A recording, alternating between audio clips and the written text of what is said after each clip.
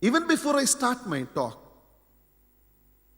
let me first deal with one thought process that I have to encounter in every program of mine. Impracticality is the vocabulary of a mediocre who does not want to take the responsibility of implementation. I repeat, impracticality is the vocabulary of a mediocre who does not want to take the responsibility of implementation.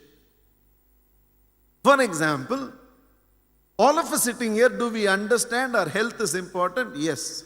At least from January 1st to January 10th, we always understand our health is important. January 1st, you can't park at Marina Beach. Every fellow in town has made a New Year resolution. From today, he is going to exercise. Till January 10th, you won't get parking space in Marina Beach. From January 10th, you can park near the lighthouse. By January 25th, only you and Gandhi will be standing there in the beach. There's a beautiful Italian saying. It says, let all your miseries in life be as short-lived as your New Year resolutions. That is the lifespan. And that's the purpose of this talk. That let's not cheat ourselves one more time as we move into January 1st, 2008. By making a few new resolutions, put ourselves down. Because if you cannot live by your own promises, forget it. You will never be able to look up to yourself. You'll never be able to look up to yourself. The greatest tragedy in life is to fall in your own eyes. And every time you make a promise saying that from now onwards I'm going to do it and don't end up doing it, you keep falling in your own eyes. With every promise you give to the world outside you don't live by, you fall in the eyes of the world. With every promise you give to yourself and you don't live by, you fall in your own eyes. You think it's a very small event the previous night to set the wake-up call next morning for 6 o'clock, and when it rings, you put it off and go to sleep. You think it's a very small incident, but you don't know the sort of psychological blow it has on you. The psychological blow it has on you is deep inside your own system is asking you, you can't even get up at the time at which you want to get up. Where are you going to accomplish great things in life? Nobody in the outside is doubting your abilities. Something inside you is doubting your abilities because it is saying, you only promised that next 1 year I am going to exercise on a regular basis. And in the entire year, you could not even exercise for more than 55 days or 65 days or 4 months. So your own system is asking you, if for 365 days you can't live up to a commitment you gave yourself, what makes you think you can live a lifetime of greatness? The one who is doubting your abilities is not outside, it's inside. The enemy that we must win is the enemy within, not outside. With every commitment you give yourself, with every promise you make yourself that you are not able to live by, you fall in your own eyes. The greatest tragedy of life is to fall in your own eyes. Of course, the greatest pride is to grow in your own eyes. You think when you set the wake-up call at 6 o'clock and you wake up at 6 o'clock, it's a very simple incident. It's not a simple incident. Something within you is beginning to believe in yourself. Something within you, with every small promise made and lived by, is beginning to believe in yourself. Anybody who knows me personally knows there's nothing extraordinary about the person who is speaking to you. I'm a very simple, ordinary, mamul, day-to-day neighborhood human being.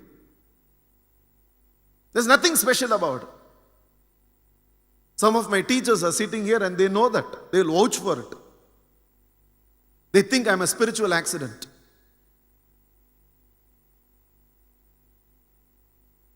Then how come we have produced the results we have produced? How come we are awakening a new humanity? How come Alma Mater has grown into such a force? What in our abilities is making Frozen Thoughts grow into a magazine that goes to 54 countries in the world? What is there? I know there is nothing extraordinary. Yet something has been happening now for 13 years. For 13 years, I have been on time for all the appointments. 13 years. 13 years, not a single program of Alma Mater has started late. For 13 years, we have not allowed anybody who is late inside our program. For 13 years, hundreds of public programs, hundreds of satsangs, thousands of one-to-one meetings, thousands of classes, and everything has started on time. 13 years ago, I told the world, if I tell you I'll see you at 3 o'clock, and at 3 o'clock, if I am not there, tell the whole world I'm dead. The only reason I could have given you an appointment and not be there on time is I should have already died, otherwise I'll be there. And for 13 years, we have lived up to it.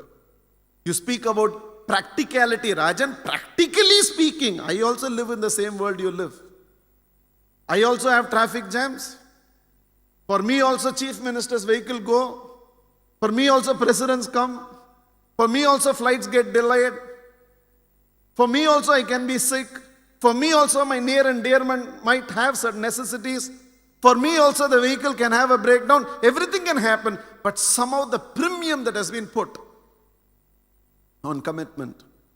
If you have given a time, you live by that time. The difference between 5 and 5:1 to you is 1 minute. To me, it's 3,200 minutes. 1 minute of 3,200 people. There's an accountability to 3,200 minutes of human time. A very simple resolve. But unconsciously what has happened is, because of these small promises that you have lived by, small promises that you have lived by, small promises you have lived by, small promises you have lived by. 4 o'clock, my wake-up call, 4 o'clock is 4 o'clock. There has never been 4:05. 4 o'clock is my wake-up time. I'll beat the clock, but the clock will not beat me a single day. Nothing great about it. A simple resolution to live up to the promises you give to yourself. That's it. But what had happened when you have done that for 13 years? Something within you has started believing in you. It says, for you 3 o'clock is 3 o'clock. Sunday is Sunday. 5 o'clock is 5 o'clock. 7 o'clock will be 7 o'clock. There's no question of it starting at 5 and ending at 7:15. 7 o'clock will be 7 o'clock. And hence, when you say you will be able to exercise for next 365 days, I know you will, because when you say it, you do it. There is a tremendous sense of self-belief that has developed. In fact, there is no other way, not your MBA, not your PhD, not your MCA, not your MBBS, MD, FRs, nothing is going to give you the amount of self-belief as you making those small promises to yourself and living by those promises. Every promise you uphold is another stroke in the painting called self-belief. Every promise you falter is another scratch on the painting of self-belief. Experience by experience, promise by promise, commitment by commitment, you are either painting another stroke on the painting of self-belief or you are scratching it. And if I live a lifetime of scratching it and then wonder why the painting has not emerged, it can't. And it is no surprise that a very ordinary person on whom nobody bet on, saying that he is going to make it in life, develops a painting because he keeps painting one stroke at a time, and anybody who strokes long enough will eventually have a painting. The greatest tragedy in life is to fall in your own eyes. With every promise made that you have not lived up to, something within you gets shaken up in self-belief. Something within you is perpetually. We read inspirational biographies, we read inspirational autobiographies, we read inspirational books, we listen to discourses, we get motivated by programs like this, and somehow we leave the program believing, I'm going to commit myself to a life of greatness. And yet when you sleep, something within you says, all this motivational stuff is okay, but do you think you can do it? Because you can't even wake up at the time you want to wake up. You can't even go. Last time you ran in the last minute to catch the flight. and you got stressed up, you begged every counter to let you in, and finally you made it to the flight, and you felt embarrassed when you were the last one to walk in and all the passengers were staring at you, and you resolved from now onwards, I'm going to plan a little early and I'm not going to go through the stress of running in the last minute. And yet next time you find yourself running around one more time. One more time. You said you will come by 7 o'clock and we'll go for the wedding. You ended up only at 8 o'clock. She was emotionally reckless and the peace of the house was spoiled. And you said you're never going to go through this anymore. From next time onwards, you're going to say 7 o'clock. You're going to be there at 7 o'clock. And next time also you are not there at 7. So something within you keeps asking, even in momentary experiences, if you cannot display greatness, how come you're going to live a lifetime of greatness? And when the one within you does not believe in you, doesn't matter how many other people believe in you, you're not going to make it in life. When the one within you believes you, even if nobody believes you, there's no force that can stop you from still crossing the finishing line. The greatest pride is to grow in your own eyes, and with every small promise made, you keep growing in life. So whenever we sit through a program, there's always this one conclusion with which people leave. Predominantly, whatever I heard is nice to listen to, but I don't think it's practical in life. We are not speaking rocket science here. We are saying, from tomorrow, decide what time you want to wake up and ensure that there is nothing on earth that can stop you from waking up at that time. I'm not even telling you what time to wake up.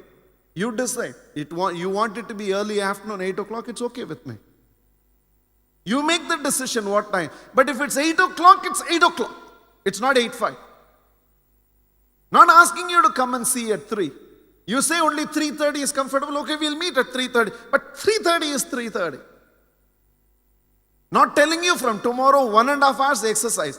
10 minutes you can exercise and you make a decision. Next 365 days, I'm going to exercise for 10 minutes. Make it 365 days for 10 minutes. 5 minutes, 3 minutes, 1 minute, I'll negotiate with you. What is not negotiable is 365 days. There's no negotiation on that. I will take up something and show myself I can also do it for 365 days without being absent.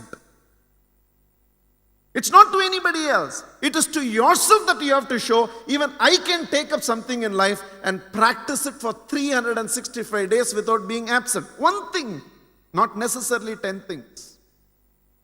Forget about the results you will get out of the exercise you do, or sitting in the seat of meditation, or being punctual, or being honest, or staying away from a habit. I don't know what it is. Forget about the other impact.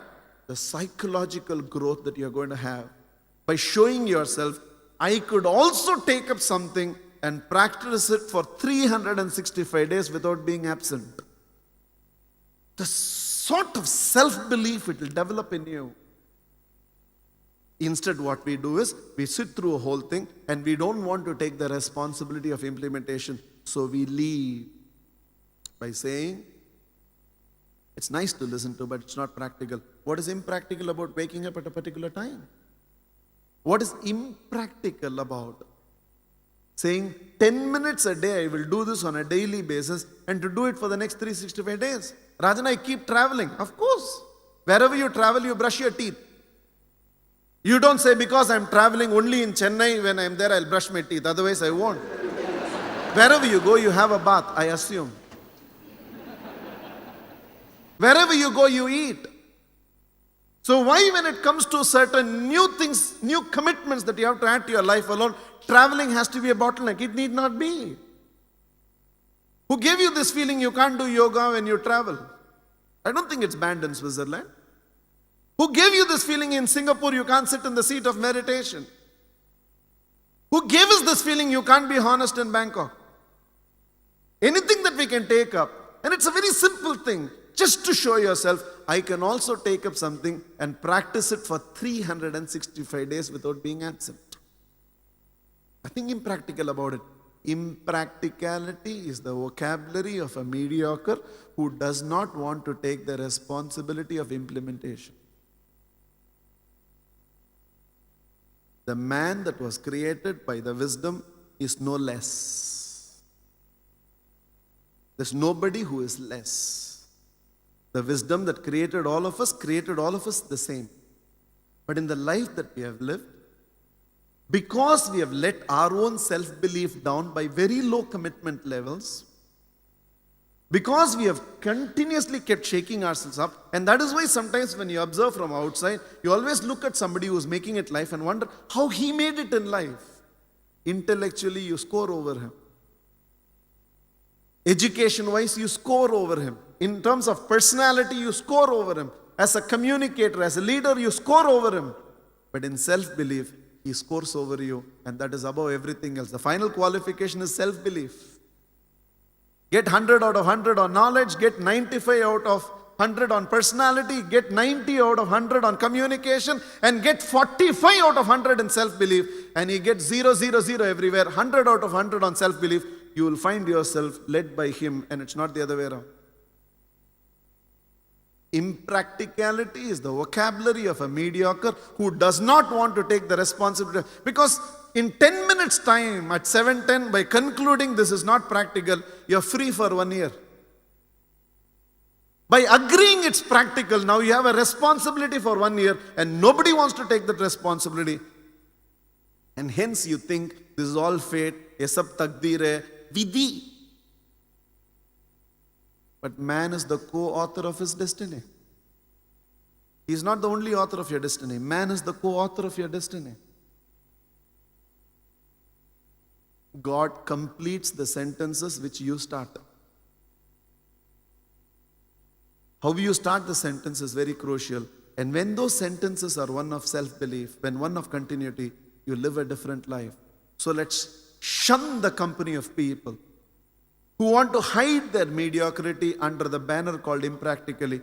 And my speech is only for the rest of them who are willing to take the responsibility of implementation. The rest for me are donors. And to those few of you who want to implement and move forward in life, let's begin. Dinacharya is a very simple concept gifted to mankind by Ayurveda. There are many understandings, very deep understandings to it. Let's take a very simple understanding. It says, what you do on a daily basis, even imperfectly done, will give you far greater results than what you can do perfectly but do on an irregular basis. It says, if you want to develop yourself, let us say in vocal, you want to be a Carnatic musician, you want to be a Hindustani singer. Dinacharya says, 10 minutes a day, if you can practice your singing, even imperfectly, is going to give you far greater results in life than when you sing neighborhood comes to a halt because they are stunned by the way you sing, the right reasons. Maybe even when he sings, neighborhood comes to a halt. And 2 hours a day you are able to sing and stun yourself, but you do it only twice a week. It's not going to take you anywhere in life.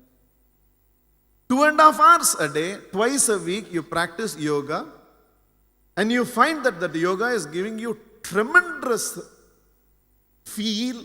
Those 2 days you feel great about yourself. Is still going to give you far lesser results than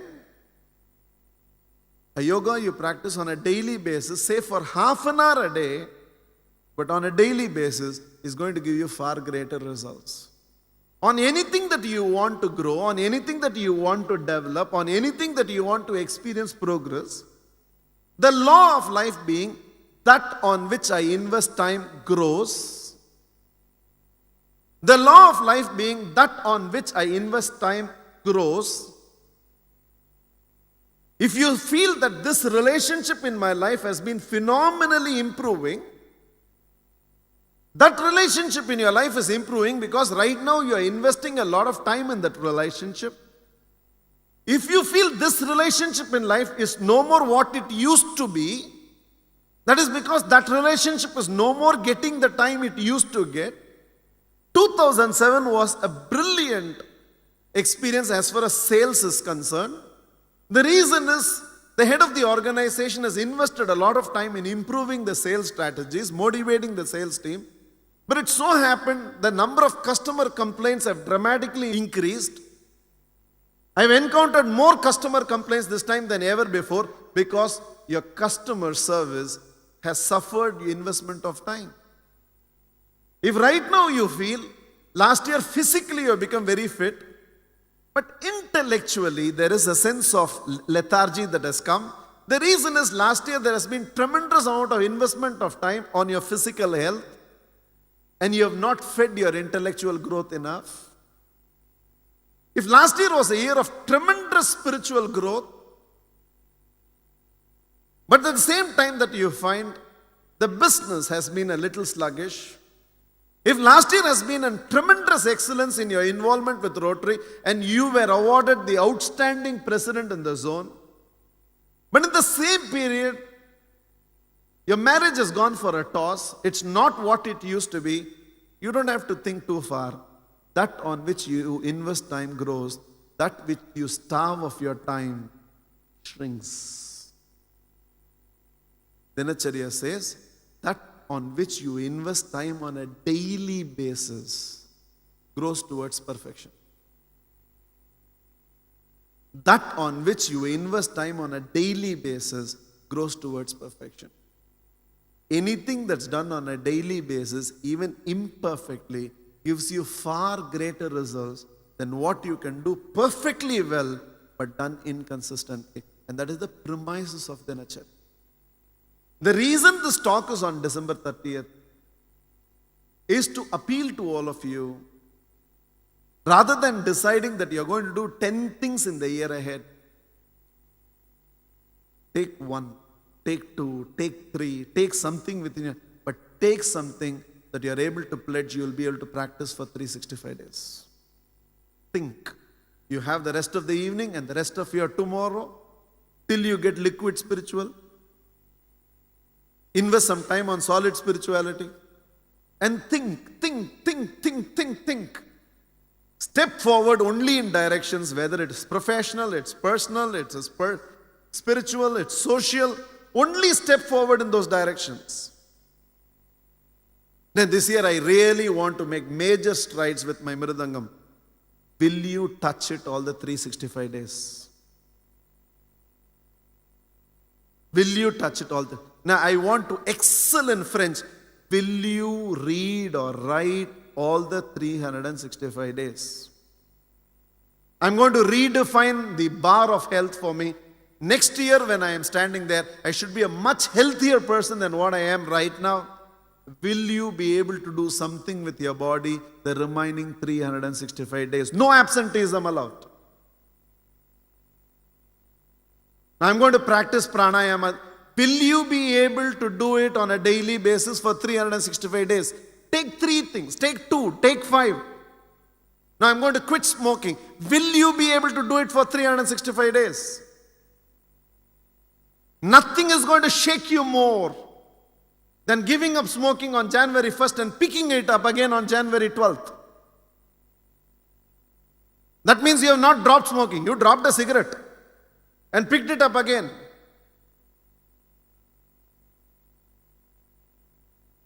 And why not? Why not live socially, morally responsible for 1 year? I know you won't like me for this talk. I'm not giving this speech to be liked. I'm giving this speech to make a difference. In fact, every person who argues against his habits, I ask all of them only one question. Yesterday I asked an auto rickshaw driver this question. Tomorrow when your children pick up these habits, will you be proud of them?